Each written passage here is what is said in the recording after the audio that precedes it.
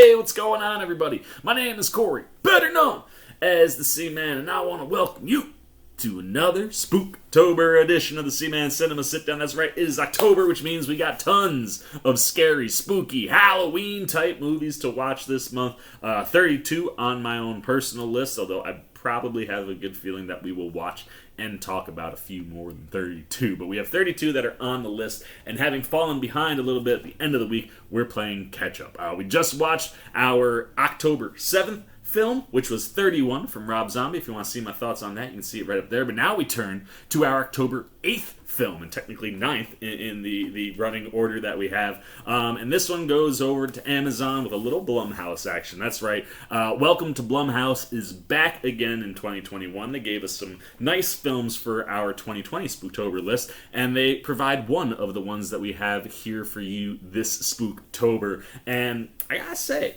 while this one isn't necessarily like a home run, it definitely scratched a couple itches in the world of spooky horror movies. What am I talking about? Why don't you pull up a chair, take a seat, we're getting ready to dive in, spoiler-free, into The Manor. And I gotta say, man, I dug this movie. It's not perfect, and I think there are definitely some very obvious ways you could have made this a lot better, maybe a little darker, maybe a little creepier and scarier. However, the movie that Axel Carolyn gives us for this entry into the Welcome to Blumhouse movies for 2021, it's a ton of fun. I will tell you that much, man. This is a movie that I tossed on, and just off the visual, like this is what made me put this in my Spooktober list. I saw this visual right here of the absolutely wonderful and brilliant Barbara Hershey. And I was like, ooh, I'm so intrigued by this movie. I want to check it out. And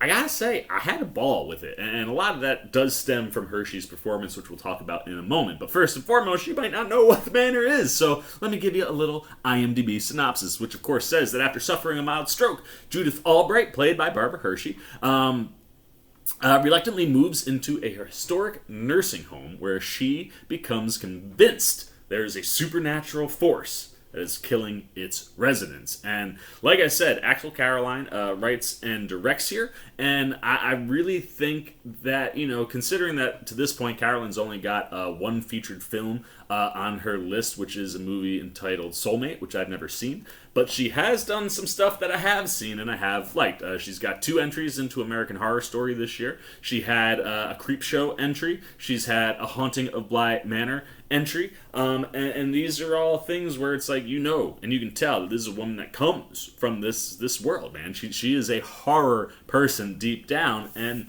what I dig here is, like I said, the fun that Carolyn allows us to have with this movie. I mean, just from like little nuggets that she's dropped on Twitter, like someone said, hey, is the house in this one? The house from House 2? I'm not familiar with the House movies, but apparently House 2 is this house, but it was only on the exterior.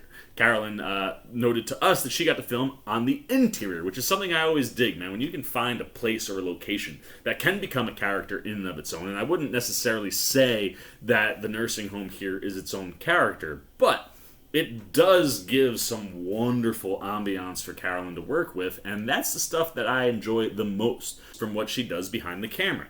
I think Carolyn does a really good job of giving us an eerie, creepy, kind of spooky setting. And when the, potential supernatural entity pops in and out here and there, as, Hershey is going through all the things that she's going through in the movie, Carolyn stages really creepy moments, man. Like, there was moments where I was just like, yo, man, like, what? Because, she does a really good job with shadows and keeps our entity in shadow most of the time we see it, which obviously cues up a wonderful reveal of what the entity actually looks like later on in the movie, as we start to learn more and more of whether or not the entity is real. And while I dig all of the ambiance and the atmospheric, kind of like creepy, tense, horror elements that Carolyn's working here, the one thing that I think would have made this movie a home run is that the script was just a little bit stronger and maybe a little bit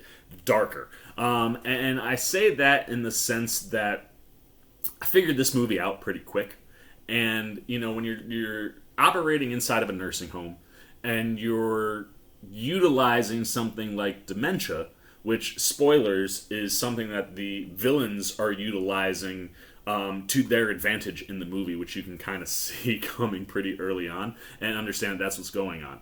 And I think you could have created a far better mystery had you played more into the idea of dementia and the idea that maybe Judith is actually suffering with it. You know, she gets close a couple times, but it wasn't the commitment that I was looking for where it could have thrown me off. I never once thought that Judith had any kind of Alzheimer's or dementia going on whatsoever in this movie.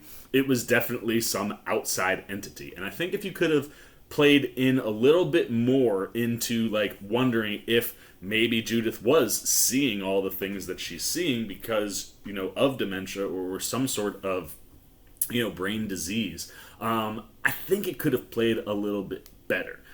But that said, that's not the movie that we get. And even though it is kind of telegraphed early, like I said, I enjoy what Carolyn is doing from just the structure and the creation of the story that Judith has here in the movie. And it allows her to have a lot of fun. I mean, there is definitely an up-tempo energy to this movie where it doesn't move quick. The pacing is pretty... I'm not going to say slow burn, but it's definitely steadily paced. You know, it's not too fast, it's not too slow. However, there's just this, you know, horror enjoyment energy. And I don't know if that's just coming from, you know, you can sense that the you know, Carolyn is someone who enjoys doing this stuff and that her cast is having a lot of fun. But I enjoyed and had a lot of fun with everything that was going on. And one of the things that I really loved about this movie, that you really don't get to see a ton of, and anybody that has had a close personal relationship with their grandparents, and specifically their grandmother, this is a movie that allows you to see a grandson and a grandmother have a very strong, very tight bond. And how that kind of plays into the story is some of the most enjoyable stuff. I mean, I absolutely loved watching Barbara Hershey and Nicholas Alexander, who plays her grandson Josh, anytime they're on camera together. I mean, it's some of that energy that just kind of like gets to you because you like totally kind of sync up and are like, yeah.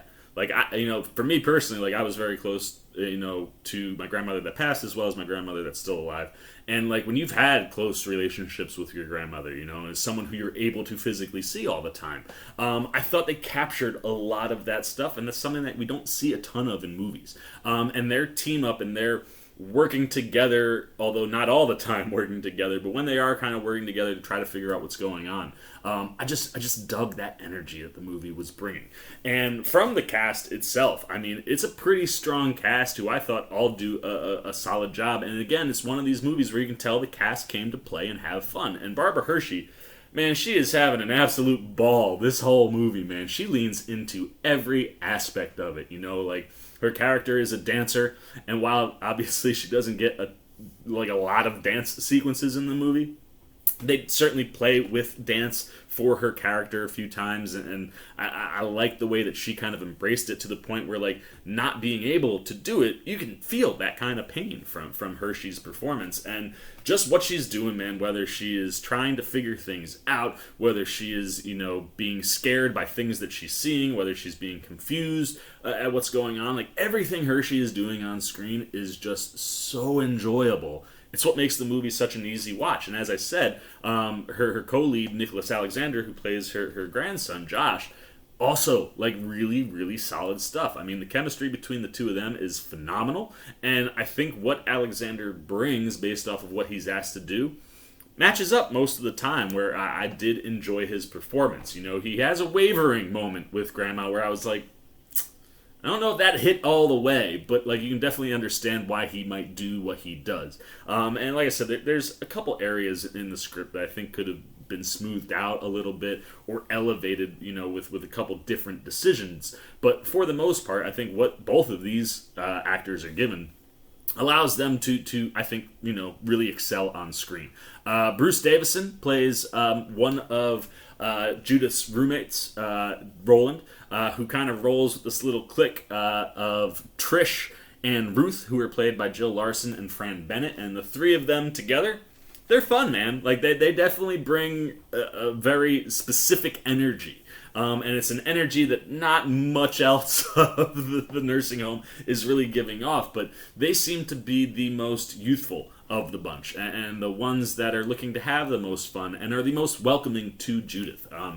For the most part, when you're going in and around, the nursing home, the vibe is not a real strong energy, and Davison, Larson, and Bennett get to bring a really fun energy that I certainly enjoyed from all three of them, and how their story plays into what's going on with Judith is stuff that, like I said, worked, but could have worked maybe slightly better.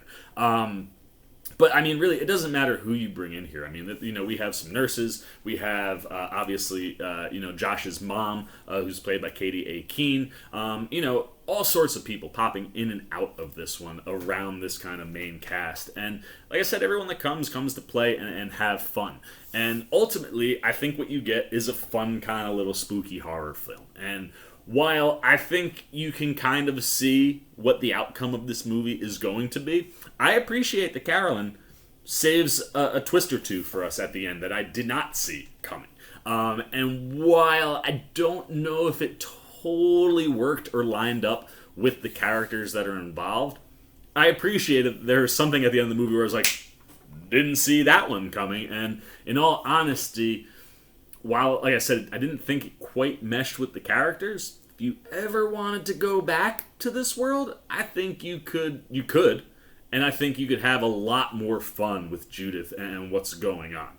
But there you go, man. That's it. That's all I'm going to say, because otherwise I might spoil something. I may have already spoiled something. I hope I didn't spoil anything for you guys. But, I think The Manor is a fun film, and definitely one on our entry list that's worth putting on if you haven't checked it out. But before I go any further or look to you guys for your comments, we should give this bad boy a score. So let's get the C-Maniacs up. There it is, man. And as I said, I think Axel Carolyn does a wonderful job of creating a wonderful setting, bringing that tone and ambiance and just, kind of horror aesthetic feel to the way that she shoots, kind of moving in and out of, the nursing home and the different surrounding areas that are on the grounds.